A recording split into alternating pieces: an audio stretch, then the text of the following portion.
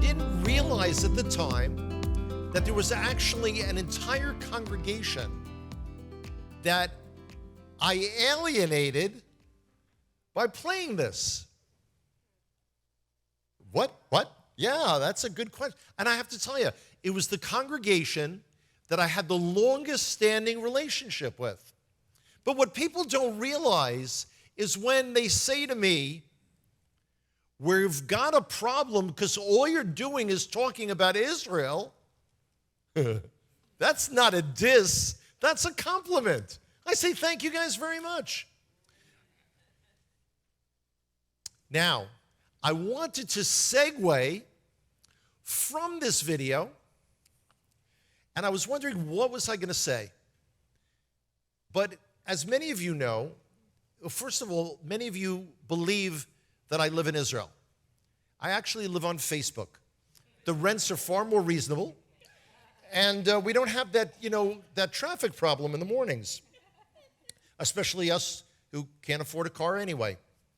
So my good buddy, brother, and partner in crime, Mike Clayton, in Franklin, North Carolina. Oh, and by the way, Mike's congregation, Life Assembly, is the only congregation that I am aware of in the world that has more people going to Hayovel per capita than it. Now, you guys are getting to be a close number 2.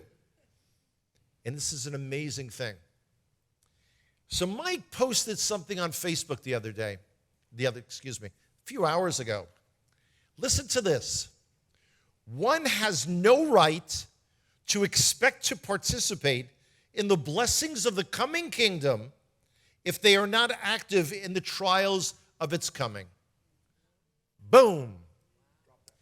Drop that microphone. See, Tom and I, by the way, just so you know, we're sharing Led Zeppelin lyrics earlier today. Our favorite song was actually Black Dog and not Stairway to Heaven. So there you have it. We just finished an amazing time period, the 3 weeks, leading up to Tisha B'Av. Now, yesterday is referred to as Shabbat Nachamu. That's right. Chapter 40 of Yeshayahu, Isaiah, Nachamu, Nachamu Ami. Comfort, comfort my people. For 7 weeks, starting this past Shabbat, we have what's called the Haftarot, the prophetic portion associated with the Torah portion, that is read. 7 of them brings us right up to Rosh Hashanah, the New Year, or Feast of Trumpets if you prefer. We can call all that. It's been called that and much worse, so don't worry about it. Understand something. Why do we need prophetic consolation? Because we've been through a very difficult period. But it shouldn't be like, whoa, we got through that. That fast of Tisha B'Av, by the way, if given the choice, I would personally prefer not to fast for 25 hours in a place that's running 99-degree temperature and about 75 to 85% humidity. I have written to your governor. And as a representative of the Israeli government, well, at least as I positioned it, I think he should outlaw humidity. I'm just saying, maybe, maybe not. This parsha that we just read, Vayetchanan, 21 times Israel is mentioned. So, just one last thing that could be perceived as negative. Please, do not insult my intelligence, which is in limited supply to begin with, and tell me that you were part of a Hebrew roots / Messianic / Torah observing congregation if Israel and the Jewish people aren't at the center of your heart. It don't work. Anyway, so let's keep talking about Vayetchanan. And it tells us, here it is, and we start to get a repetition of everything, a reminder of what we need to be doing, a reminder of what's important. And this coming Parsha, Akev, it's already talking. And then it starts the series, I always refer to it as a series of, when you enter the land, and it's all about the land of Israel. Now, some people say, Hanoch, I would love to go to Israel, but I can't afford it.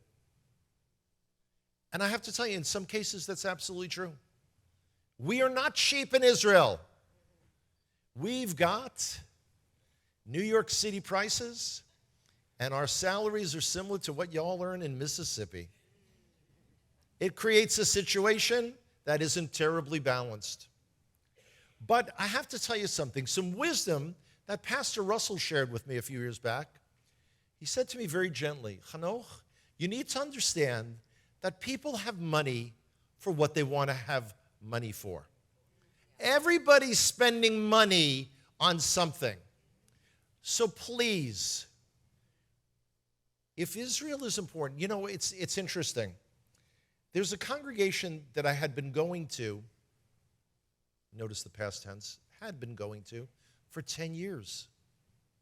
And it's a congregation not terribly high up on the socioeconomic scale. And I reminded them that the very first time that I was there in August of 2013, I encouraged everyone, I pleaded with everyone to start an Israel fund.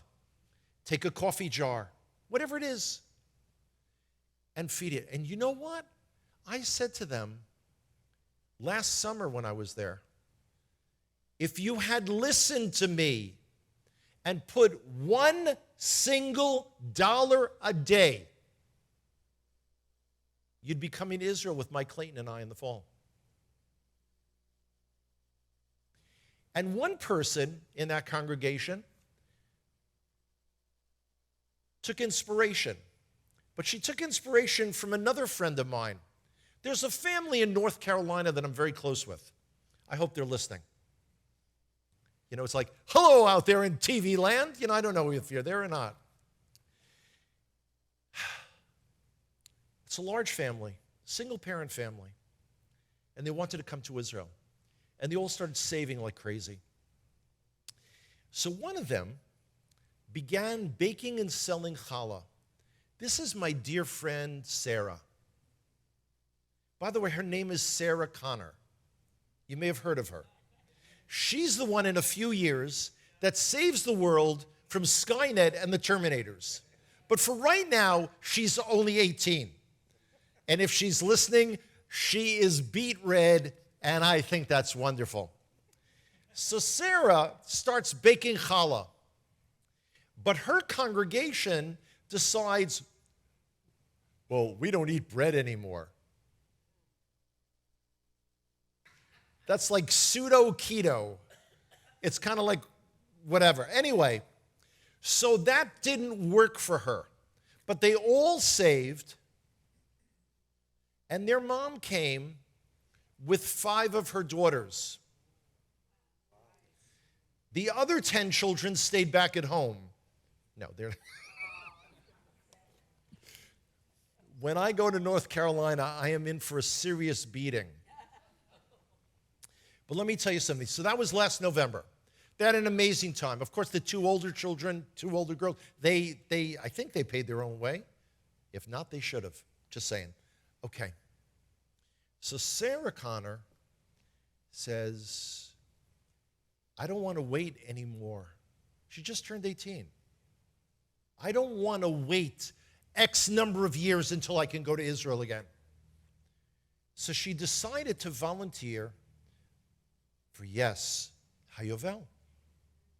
But there's still money involved.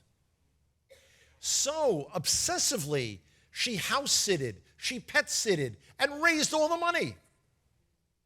And I just found out just a few hours ago that she was slated to leave Israel the very day that the Connect to Israel tour that I do with Mike Clayton was set to arrive.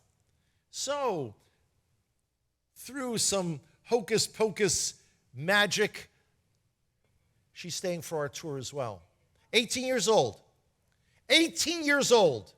Because she determined this is the direction of her life.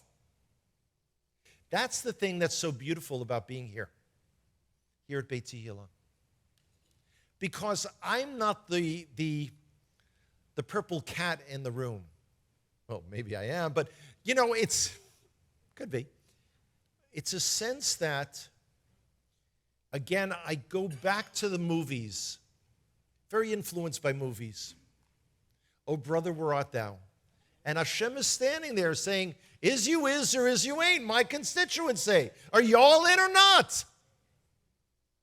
Stop making excuses. Now, one of the things that I've been most impressed about at the time I've been staying at Pastor Nick's and Danielle's is I've been watching Adea crocheting. Okay? By the way, she just taught herself how to do this just a few short weeks ago. So I told her how impressed I was with it. But I have to tell you a story, and it also comes into, because I was asked the question on Shabbat that I promised to answer. You're like, what else can we do?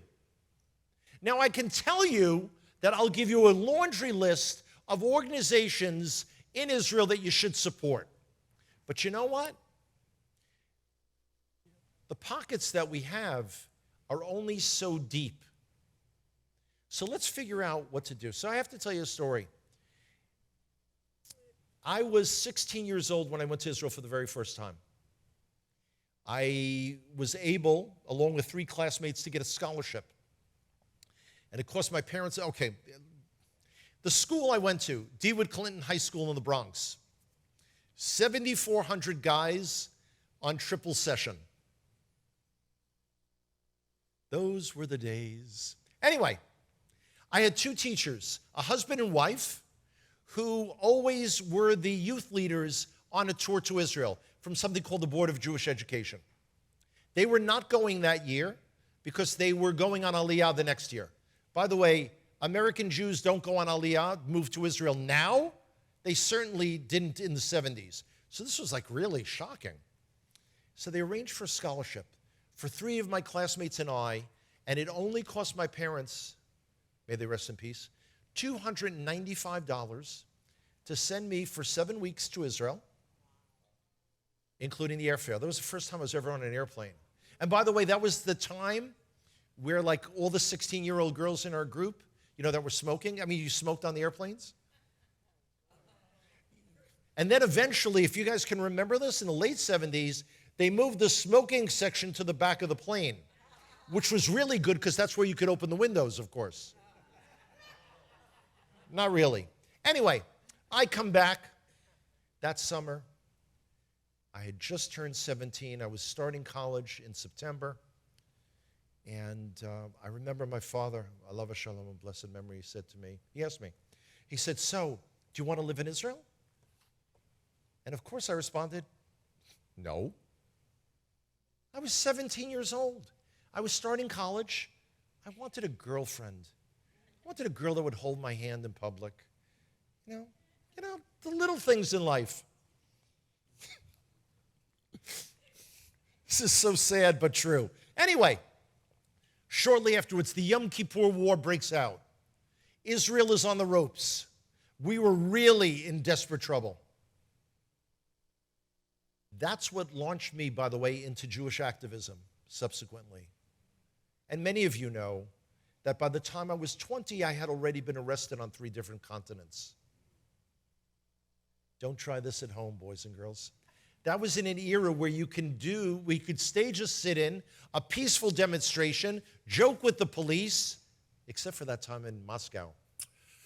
That was a bit of no bueno. Yeah, but in any case, but during the Yom Kippur War, Israel was in desperate trouble. My grandmother lived across the hall from us. We were poor. I know many of you think, yeah, but Hanoch, you're Jewish. You're supposed to be good at making money. Look at me now. Well, look at me then, too. Okay. We didn't own a car. My parents never went on vacation. I never went to summer camp. But my grandmother was dirt poor. We, of course, did everything we could for Grandma. So the Yom Kippur War breaks out, and like many Jewish immigrants to the U.S. of her age group, they belonged into like a Landsmannschaft, like a local society, from like wherever they came. In my grandmother's case, it was Bessarabia, which at that time was part of Romania, now is part of Moldova. Anyway, Grandma had no money, but she wanted to raise money for Israel. But Grandma, like Adea, crocheted. And she had made all these covers for pillows and things like that. And she brought all of that stuff to her society meeting and had them auction it off to raise money. And that was a lesson I remember way back when. I also, we used to have, in New York City, we used to have demonstrations on behalf of Israel. And we did a thing called flagging. God only knows what people would think that means now. But we would take an Israeli flag and you'd walk around and people would, donate money and then you would send that money to Israel. Is there anyone here that plays cards? Mahjong? Okay. Have you ever thought at every game collecting $1 or $2 from everybody that played to donate to a cause in Israel? Have you thought of trying to, I mentioned this to a few people yesterday. This is an amazing sanctuary. There are wonderful things that go on here. There have even been amazing weddings here that people have gotten terribly injured at. But that's okay. We're not going to point out anyone in particular. But no, not at all. But let me tell you something. This is not cheap, this bricks and mortar. The lights are on, the air conditioning's on, but let me tell you something. The fixed costs are the same for 85 people and 225 people. I have the privilege and the honor of knowing people from great congregations across the U.S. The ones that I haven't crossed off my list yet. I want to see them grow. Each and every one in their communities has something to offer. I don't know whether it's a night to support Israel or a public Chanukiah lighting, the Hanukkah menorah, whatever it is, they've got to grow. We have got to multiply. Now, I don't know if it's by a factor of 7 or a factor of 10 or a factor of 20. But the people, the really good people, need people on their right and left. It's one thing to say, as Pastor Paul Pickering of All Pro Pastors said, well, when there's an event at Beit Tehila, there's an audience of one. Because everybody is doing something. Everybody's got a task. People are doing this. People are, in the Hebrews Cafe. Nice name, by the way. Hebrews Cafe. By the way, I was here like 3 times before I realized he brews. It's a coffee joke.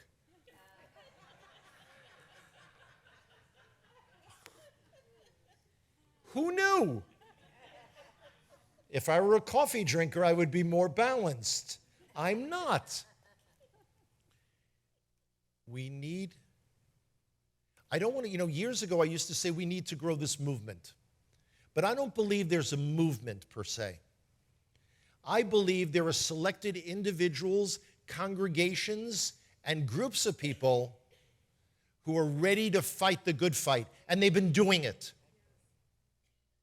I don't know what it is necessarily that I can do to help support your efforts the best. Typically, people don't come to me and say, Hanoch, can you make a recommendation for a church in my area? That would be unusual. It has happened, though, because people move all the time. And it's very interesting. For instance, there's a woman who was actually going to be coming on our Connect to Israel tour, the one I do with Mike Clayton, who I met at a congregation in DeRidder, Louisiana, which, by the way, is my next stop after Florida. I don't always get to play the big venues like Brandon. So I'm in DeRidder, Louisiana. She moved from DeRidder, Louisiana to Colorado. But I have friends in Colorado. Actually, so does Pastor Russell, by the way. Oh, no. I'm not talking about the family. I'm talking about friends. Yes. So they've connected, which is fabulous. We all, though, have to be connectors. We all have friends. I'm sure you have more than I do. We are friends. We have neighbors. We have relatives. Invite them to an event. Really. I mean, seriously. They may not realize it, but you can survive without eating pulled pork. You can. I've been doing it for a few weeks now.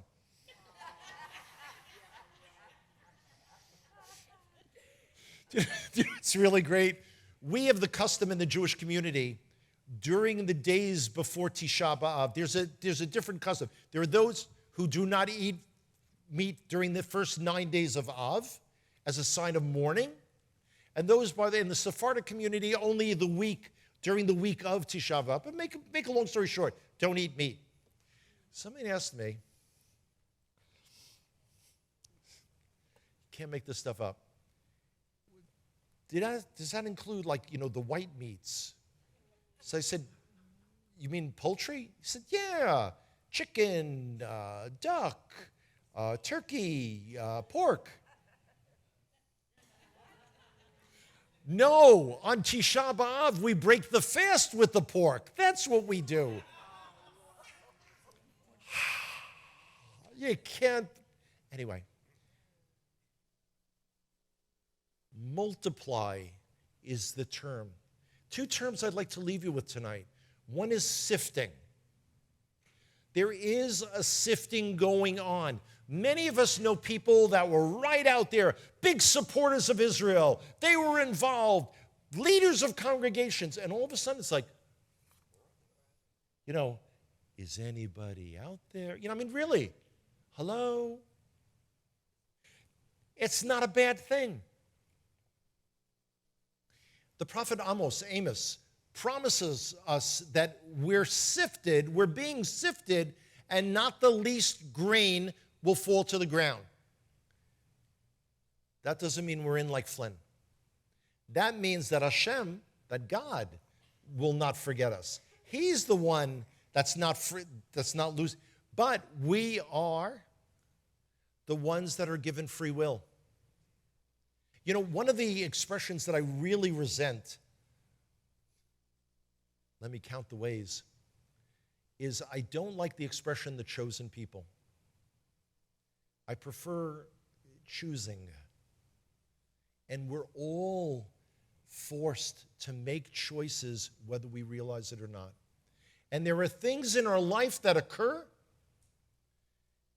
that we don't even realize at the time is setting the tone for our life, but we have to make the choice. I'll give you a personal example. The Jewish boys, when they reach 13 years old and become obligated for the observance of the mitzvot, the commandments, that's, by the way, the bogus expression, becomes a man. No, when you're dealing with the IRS every year, yeah, that's more like, you're an adult. But the bar mitzvah boys, their parsha, the portion, is connected to when they're born. Makes perfect sense. That's not the way it worked out for me, though. I was born on July the 12th,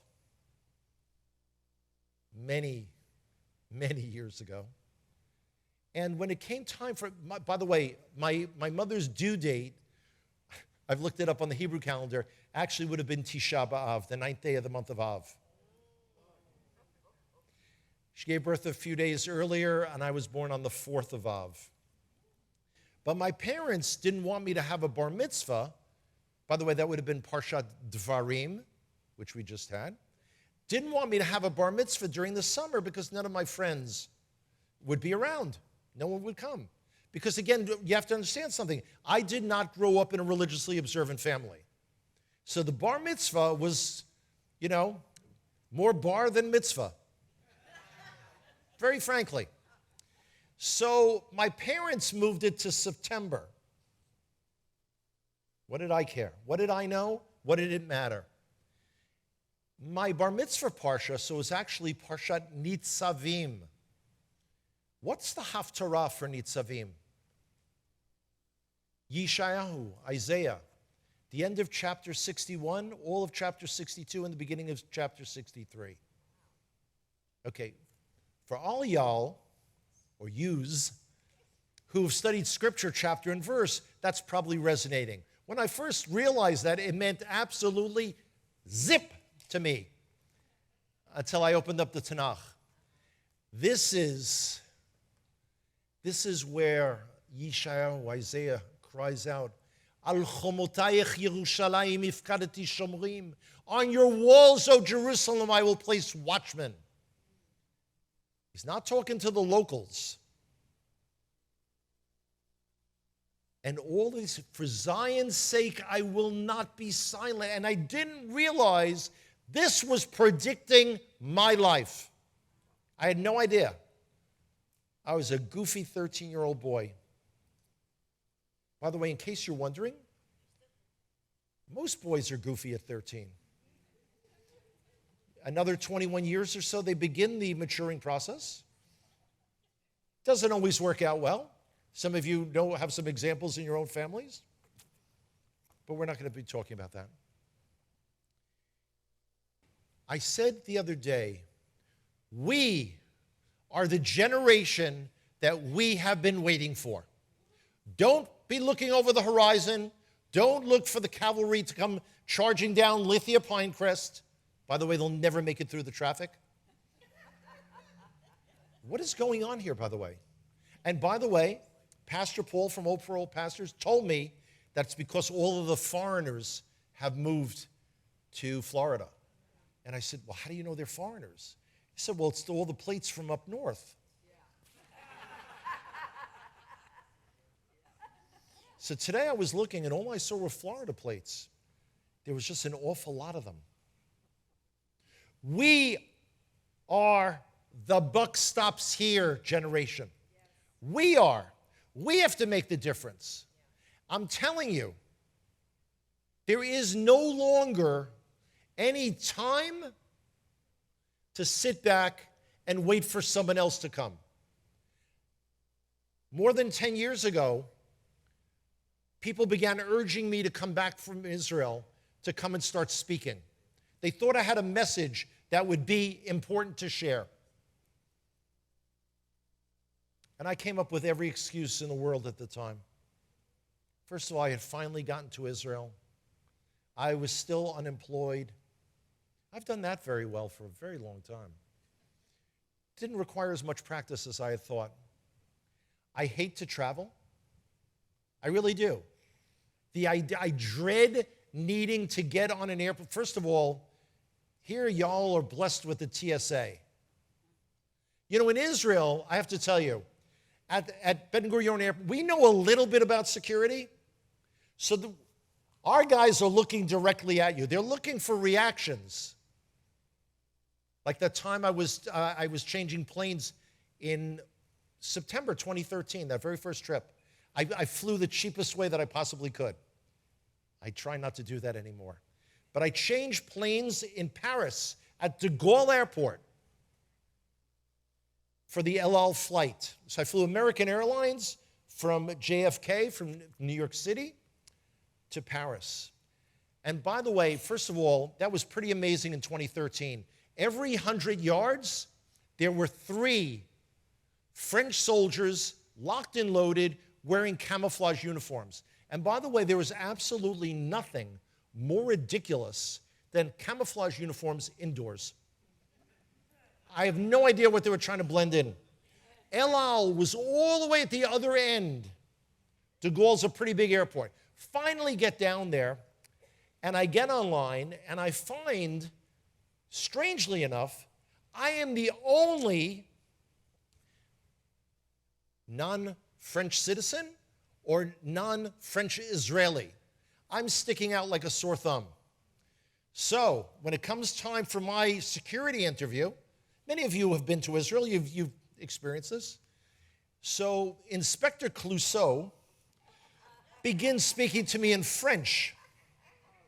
Now, is our friend Sophie here tonight? She could have helped me with this. Okay. So I answer him in Hebrew. So then he switches to English. And Inspector Clouseau wants to know why I don't speak French. I said, because he said, but you're in France. Yeah, for 3 hours. I'm not the first transit passenger in the entire world. So then he asks me, and he's got a little stand like this, and he wants my passports. I have 2 passports. I have an American and an Israeli. And then he looks at me and says, what other passports do you have? I don't have any other passports. Why not? I'm not a citizen of any other country. But the point is, then he asks for my permission to open up my luggage because I'm the only transfer passenger. Let me tell you something. El Al Security does not need your permission to open your luggage. What they're looking for the entire time is your reaction. TSA doesn't do that. TSA doesn't care what you could be sweating and shaking, and your passport name could be, Ahmed bin Laden. But what they're concerned about is, do you have 2.5 ounces of liquid? And if it's a 3-ounce bottle, you bet, I don't care, you can't take it. And then you see these poor 92-year-old women with a triple hip replacement. How they had a triple hip replacement, I have no idea. They're only 2, okay. It's America, anything's possible. And they're hopping on 1 foot because, and this is just, it's crazy. I'm killing myself here tonight. I don't know if you guys are enjoying this, but I'm having a really good time tonight. No, let's get back to the bottom line. The bottom line is each and every one of us have far more power, far more in our control than we realize. When people say to me, I'll go to Israel when the Lord makes a way, that is the biggest bunch of fertilizer I've ever encountered. Because the Lord has made a way. He has enabled you to get up this morning and continue breathing. That is a bracha that not everyone has. We know that. We've all felt the pain of losing people close to us. But it requires you to do things. Now, before I was picking on Sarah Connor. So she inspired my friend Jessica in Kentucky to bake challah. Now, the good news is, where Jessica lives, people all of a sudden didn't become pseudo-keto. Like, we're not eating bread anymore. And she began selling challah and making scones like a mad woman. And she has raised enough money to go on our Connect to Israel tour in November. She had nothing, nada, zero, zip. But not only that, she convinced 4 other people to join her. From a congregation that, let's just say, doesn't see the relevance of the modern state of Israel.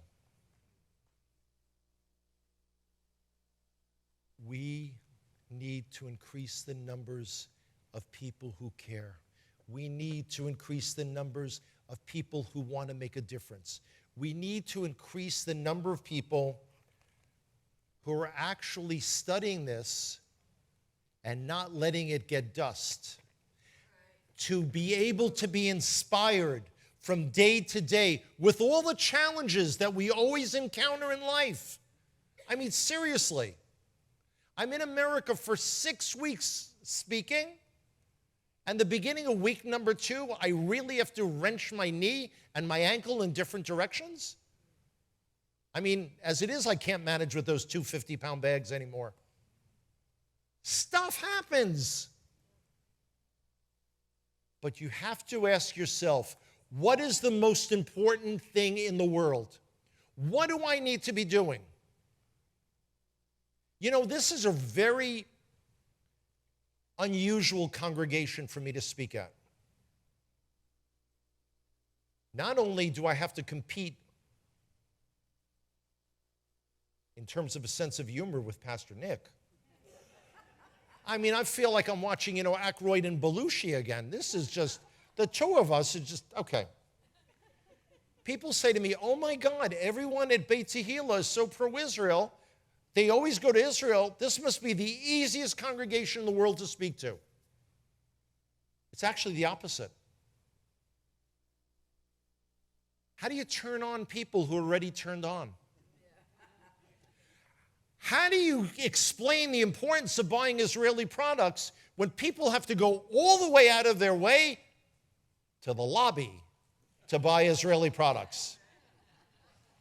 When Pastor Tikva has to apologize to me that she has to postpone the tour to Israel to the following year because we had so many people go and volunteer at Hayovel.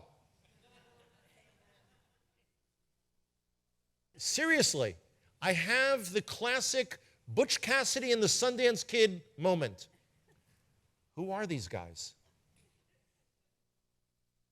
But what I'm telling you now is that you've got more power to make a change than you realize. Don't keep looking at the balance in your checking account. I say in your checking account because is there anyone that balances checkbooks anymore? There are a few in every group. God bless you and give you strength. The question isn't for you to give more. The question is to find other people that are willing to partner in the things that you know are vitally important.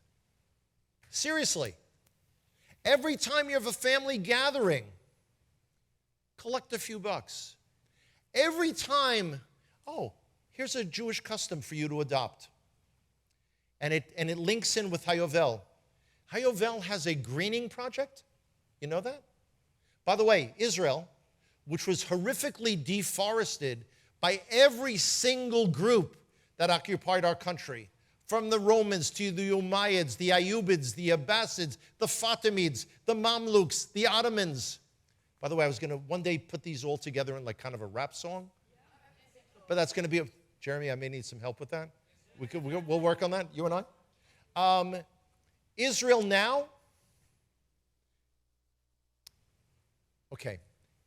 Even at the end of the 20th century, which seems like a long time ago, but it's only 23 years ago, Israel has more trees today than it did at the beginning of the 20th century. It's the only country in the world. So Hayovel has this amazing greening project. And of course, the trees are being planted where? In Shomron, in the heart, Samaria, the heartland, the biblical heartland of Israel. We have a custom in the Jewish community when someone passes away. One of the things we do is we donate a tree planting in their memory. Here is, we're talking about big bucks here, guys. Something like $25. So even if you yourself are of limited means, you've got 4 relatives, Granny passes away, let's put up a tree in Israel. There are things that are in our power every day that we could be doing. And everyone needs an Israel fund. For the guys in our group, at night, before you go to bed, when you hang up your pants. Wait a minute. Guys know you're supposed to do that at night? The exercise bike, the Nordic track cross-country skier, the chinning bar? No. But before you hang up your pants, put your hands in the pocket, take out that change, put it in. And you know what? Not everyone is physically well enough to go to Israel. No problem. Because I know there are a lot of other people around you that would love to go. Younger people that need financial assistance, a partial scholarship, a helping hand. your heart can go to Israel through someone else's. We are the generation that has to make the difference. We are the generation that can no longer say, you know what? Someone else is going to have to do it. You know, it's interesting. Theodore Herzl came up in a conversation the other day. He said in 1898 that within 100 years, there would be an independent Jewish state in the land of Israel. And that was in an era before crack cocaine. So no one could figure out how he could be so whacked out to say that. By the way, it only took 50. It took 50 because people were willing to do that. I mentioned the other day, Shomron, Samaria, Yehudah, Judea are blossoming with these amazing wines because some crazy Jews decided they were going to learn how to grow wine grapes. And even crazier, Christian and Messianic volunteers from Hayovel would come over and get involved. And you know what's funny? Once it gets in your blood, there is no antidote. There is no antidote. But you don't need an antidote because we are on the verge of the final redemption. I would love to tell you it's only a few weeks away. It very well might be because there's a prophecy of Zechariah, and others who are talking about, with the ruins of the temple behind them, that, the temple. You guys heard the other day that a fox was spotted near the ruins of the Western Wall on Tisha B'Av, the 9th day of the month of Av? It's a prophetic sign. Now, when I say about prophetic signs, that doesn't mean that we relax our guard. That doesn't mean that next Monday morning you're not here for your prayer meetings. Sorry, guys. You can check out anytime you like, but you can never leave. We are the generation that we've all been waiting for. We are the ones that may get to see the fruits of all of our labor. But you know what? There's a story, and then I'm going to pause for a little while and hope take some more questions. I know on Shabbat, people had like 30,000 questions. We couldn't get to all of them. So hopefully tonight, or maybe they're not here. So we don't have to do that at all. Sorry. There's a thing called bridge building. There's a story told to me when I was in college that, the way in some parts of the world, there's this, there are two mountains here, and there's nothing. You fall down, God only knows how far, into water and rocks and all kinds of things. So a bridge is an absolute necessity. So these guys are hiking, and they come across an old guy, and he's working fervently to build this bridge. And he's got like 20% of it done. So they said to him, why don't you just chill out, relax? You're not a kid anymore. You're not, no offense, you're not going to get this finished. And he said, it's not about finishing. It's doing everything that I can. And someone else will come behind me and continue the work. And they too may not finish the bridge, but someone else will. There's a tremendous feeling of being a servant in this group. I'm not asking you to work harder. I'm challenging you to work smarter. Multiply your efforts. You've got an understanding. You've got a commitment. Make it grow. I convinced one crazy friend in Kentucky to come to Israel. She convinced others. And there are 5 people. Now, let me give you a little frame of reference. When I was here last summer, I asked on Shabbat morning, who here has been to Israel at least one time? And hands went up, and I actually counted. Coming from the Bronx, it was a big challenge for me. We had about 85 people in attendance, and I counted 64 adults had been to Israel at least once.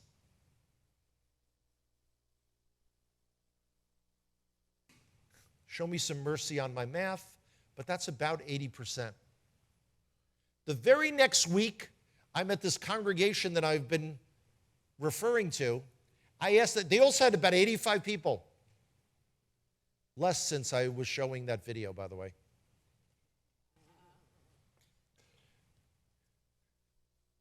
I'm about as forgiving as Darth Vader. So you need to understand that. So yeah, it doesn't really work. Anyway, I asked, how many people have been to Israel? 2 people. What's the difference? Culture. You do not fit in this congregation if your heart doesn't beat for Israel. It's an amazing feeling. Young people have gone, older people have gone. And by the way, when I say older, please understand, I have a totally different understanding of chronology now. I don't have the time right now to go into it, but essentially, just so you know, 55 years old, post-adolescent. Not bad at all. Anyway, it's in our hands. We can make the difference. I want to see us make the difference.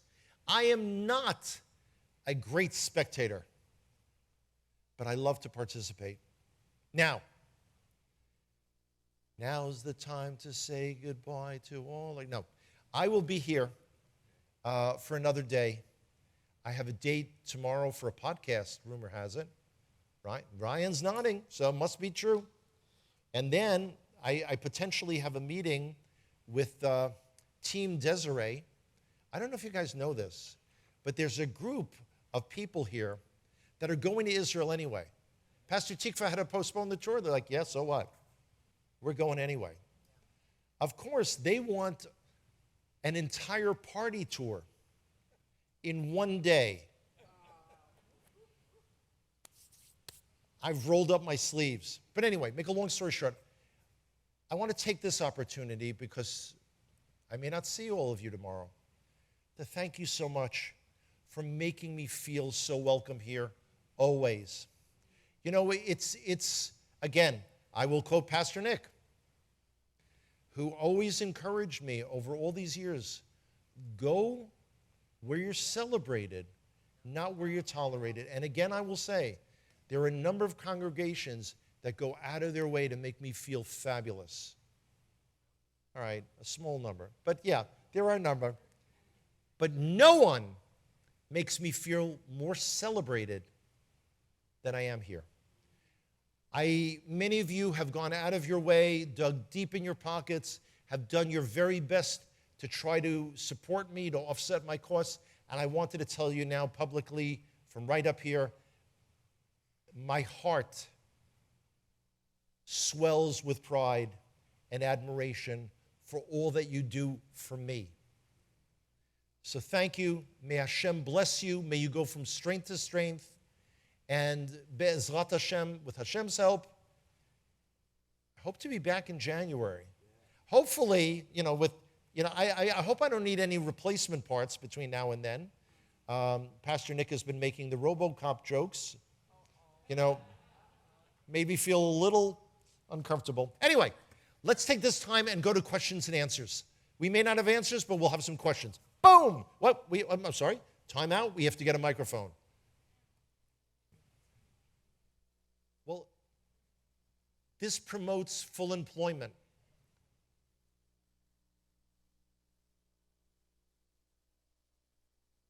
I'm sorry, I can't hear a word you said. Okay. We've got a meeting. Bill. Hello. Hi. Hey. I have like a two-part question.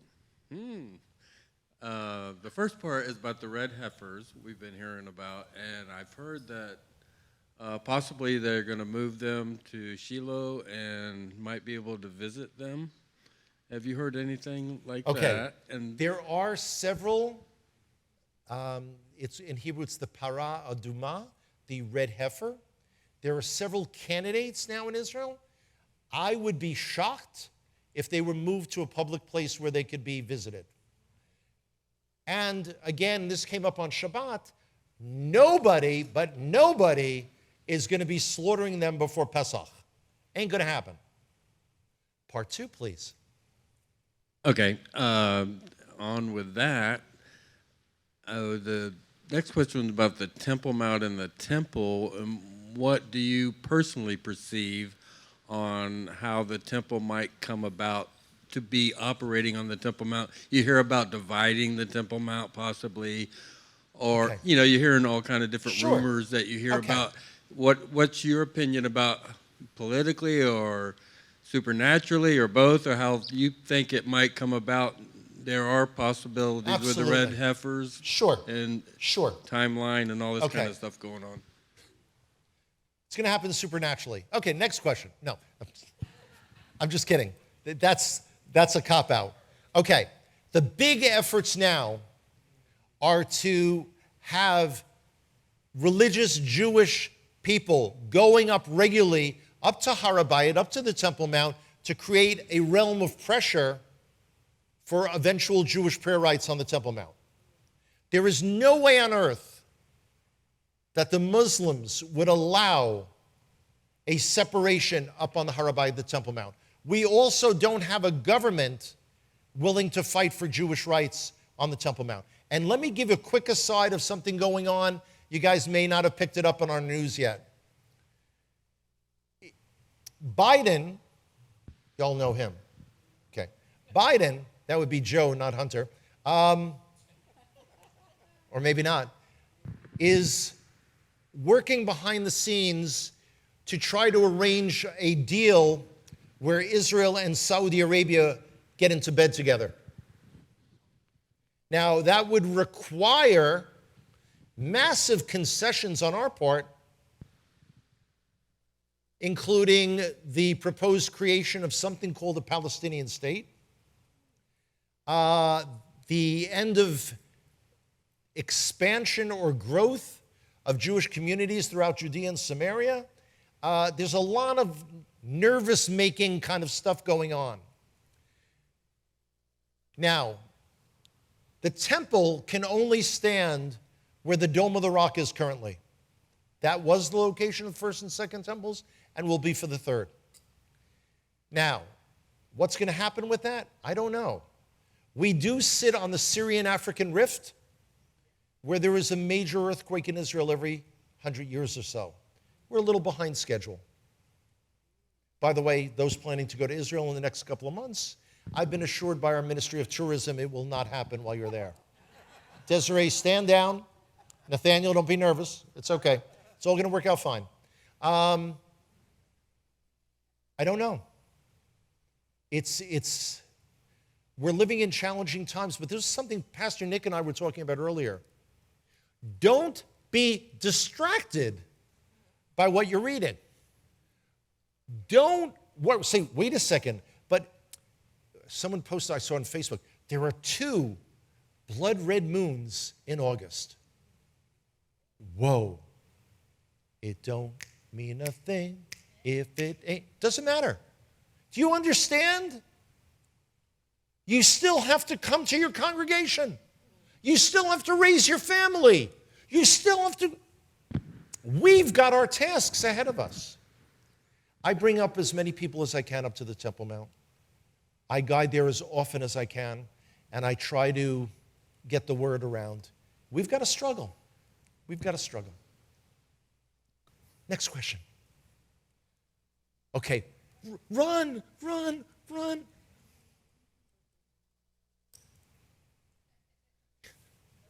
On Shabbat, you had mentioned about what is the best news channel that we Okay. could get on? Okay.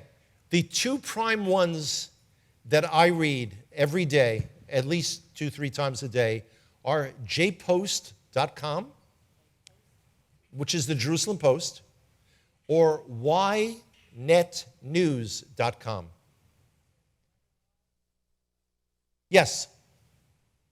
That's not like, why? Because we love you. M-O-U. No. Also, Israel National News is not bad either. Yes. First, let me say that I love and support you. Thank you. Thank you very much. But it took me over an hour to get here, so I hope you'll let me finish what I have to say. I was disarmed when I came in, so I'm not going to stop you.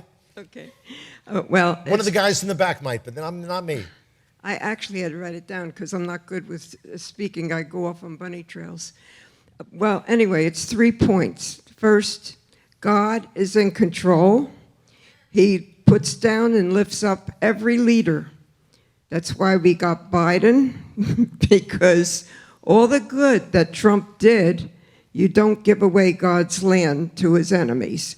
Number 2, if any leader of any country, anywhere, has the guts or the chutzpah to stand up for God's principles, no matter how many enemies, there's no worries because God will fight their battles. Number 3, so if I was a betting woman, which I'm not, no matter who you wanted to get in, I bet they also would try to hold off the wolves by appeasement. But at least Bibi is trying to reform the government, but his own people, instead of praying for him, they hate his guts. Like the Bible says, pray for your leaders. That's it. That's the whole enchilada. Okay. Although the Netanyahu comment to me is like a softball pitch, I'm going to stay away from that and just gently correct something that you said. Biden has not caused Israel to surrender any territory. Trump, in his deal of the century, advocated the creation of a Palestinian state. So, in any case, but thank you. Next question. Do you know what's great about speaking on a Monday night? No one holds up a sign saying that you're out of time. I think that's wonderful.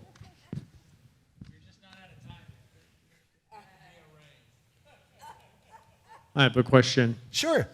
I heard recently on a podcast that there's a particular one of the 12 tribes is prophesied to become extraordinarily wealthy beyond all the others.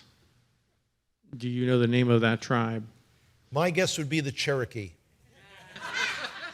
No, honestly, I have never, ever, I've never heard that. Okay, so there's a prophecy in the Old Testament that proclaims one of the 12 tribes will become extraordinarily wealthy. And recently, I can't remember the name of the tribe, but recently they discovered in that section of geography over there in the Middle East where those people that descend from that tribe exist. And they have discovered reportedly over 2 trillion barrels of natural gas in that area. And it's brought a lot of wealth into Israel. And that's Okay, the a prophecy. natural gas find, the big one, They just found is offshore. Yeah, offshore. Okay. So, and the other thing is, just a reminder, other than the Kohanim and the Leviim, the priestly class, we have absolutely no tribal identity in Israel. We do not know from the time of the Second Temple period. So we know the area, let's say, of the tribe of Ephraim, or the tribe of Menashe, or the tribe of Dan, but we don't have descendants. Okay, of these people. We have no way of knowing. I might have gotten that part wrong. No, that's okay. Thank you. Sure.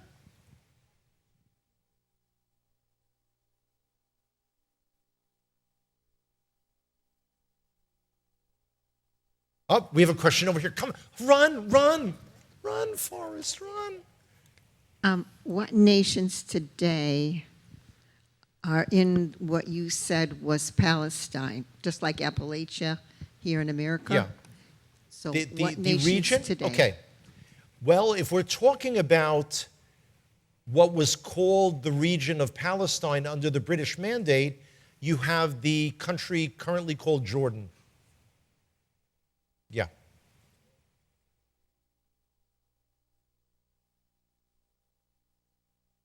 I think we're getting some directions in the back. Any other questions? I'm blinded by the light.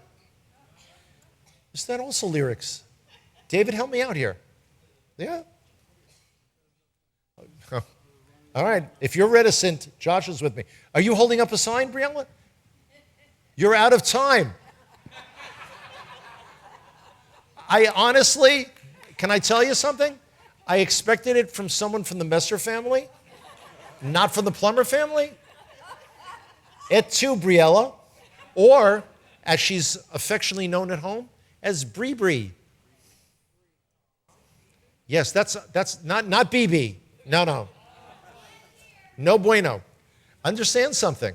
That's from her youngest sister, Ahava. A question. Over here. Hey! Hi. On Saturday, you had mentioned that there's some stuff going on between the religious groups and the secular groups. Would Sure. you care to elaborate, like what exactly is going Okay. on? We've got a tremendously polarized society in Israel. And let me clarify, it's with the ultra-Orthodox community.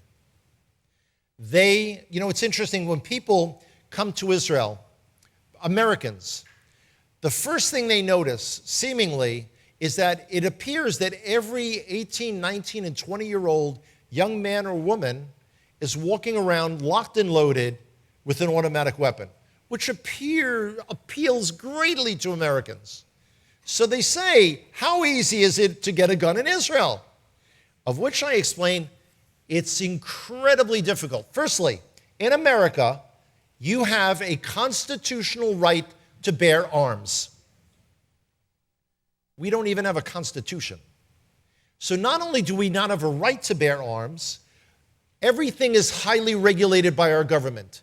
The only way to get a gun permit is if you live in an area that the government deems that for security you require to be armed. You're required to be armed, or unless you work in the security forces. We have no concept of owning a gun for home defense. Doesn't exist. We have no concept of owning a weapon because I want to go target shooting. We have no concept of owning a weapon to go hunting. That's not even part of our culture. And I have no idea what kind of lizards you'd hunt in Israel, but in any case, not the point. So people say, is it mandatory to serve in the army? And I say, well, we have compulsory military service. Young men serve a little less than 3 years. Young women serve a little less than 2 years, except for the ultra-Orthodox community, who largely, not totally, but largely choose not to serve at all. It creates a tremendous burden in our society.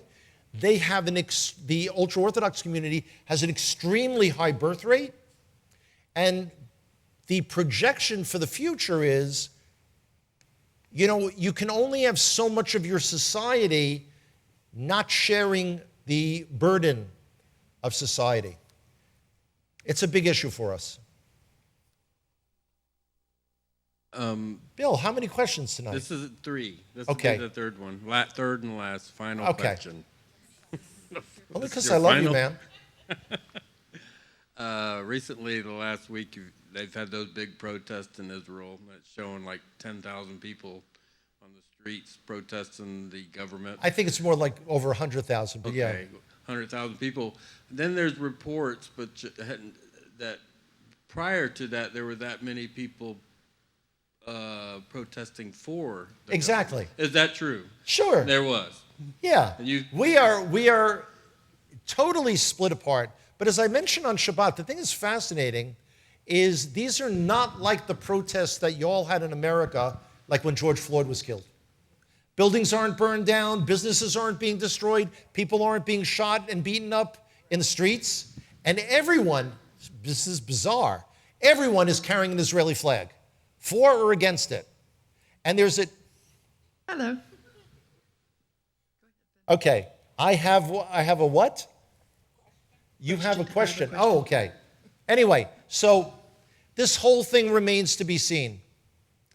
And the government, the coalition, Netanyahu and his folks have not done a good job of explaining why we need judicial reform. We do need judicial reform. They're going about it the totally wrong way. I was just Kathy. I was just reading about that. I was like, I don't really understand, but we don't know all the facts, so that's what it is. My question is going back to the guns. It's illegal for Israelis to own guns unless they're in military or whatever, right? I mean, you can't get a permit. Or if you live in Judea and Samaria, you can get a weapon. So where are all the terrorists, the people that are? Okay, well, first of all, You know what I'm saying? okay, where are the terrorists getting their guns from? Yeah. They're not getting them from gun permits from the Israeli government. Well, I figured That's- that, but that's the are first they thing. smuggling them in or There is a tremendous market. There's tremendous smuggling. smuggling? And again, remember, these weapons, particularly, let's say, in Jenin, that's supposed to be under the security control of the Palestinian Authority. They were supposed to have prevented that. They don't. The reason Israel is constantly bombing airfields in Syria is we're trying to stop the introduction of missiles from Iran coming over to Lebanon and Syria.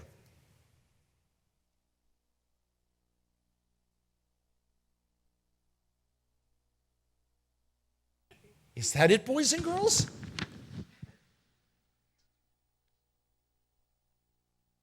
Oh. Come on. No sleeping on the job. Do you have open borders? Israel? Yeah. No. What Not are at the all. borders like? No. Let me put it this way. America's southern border should have half the security that we do. However, no security system is impenetrable. There are always ways to get in. There's also an industry in Samaria, in areas that are controlled by the so-called Palestinian Authority, where they build weapons.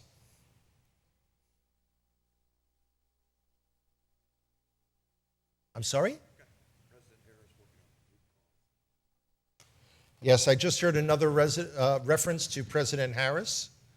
I thought that only came from Joe Biden, but thank you. I think this might be our last question. I hope so. I'm looking I'm at supposed to say that. I'm looking at the jpost.com, Right. and it talks about the Foreign and Defense Affairs Committee meeting today. Sorry. It addresses the thing about, let me see if I can find it, quitting by reservists on mass protesting government policy. What is your opinion on that? Every one of our soldiers takes an oath to defend the state of Israel. This is unprecedented to say, I don't agree with something that the elected Knesset is voting on, and I'm not going to show up. God forbid if this goes on for a period of time, it's going to have very serious long-term ramifications, because you'll also have left-wing reservists who'll say, I don't want to go serve in the quote-unquote settlements in Judea and Samaria. And then you'll have potentially religious right-wing soldiers saying, I don't want to go do my reserve duty protecting these guys who are running around half naked on the beaches of Tel Aviv. As a society, we can't function that way. Okay, last question. Just on that note, if it were here, we'd probably do something like an Article 15 in the military, or I'm sorry, I don't know what that is. some punitive action, and they'd probably be dishonorably discharged. Is that Okay. something that happens? No. They're not active duty soldiers. Okay, These are voluntary reservists. gotcha. Totally different situation. Okay, And the voluntary is an important word. awesome. Got it. Guys, I want to thank you so much. Thank you so much for coming out in the middle of the week, beginning of the week, end of the week, whatever it is. Toda rabah. Looking forward to seeing you all soon. Thank you.